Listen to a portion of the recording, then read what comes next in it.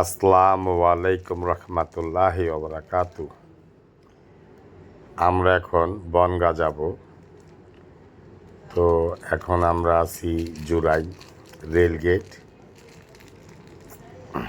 রেলগেটের থেকে আমরা সিএনজিতে উঠলাম।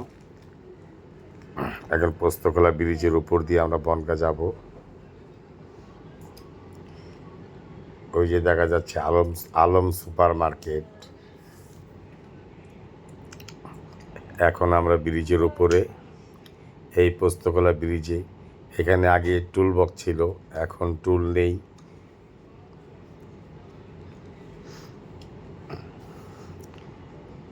এই হলো আমাদের বুড়িগঙ্গা নদী, যেখানে আগে হাজার হাজার মানুষ আসতো এখানে নিঃশ্বাস নেওয়ার জন্য।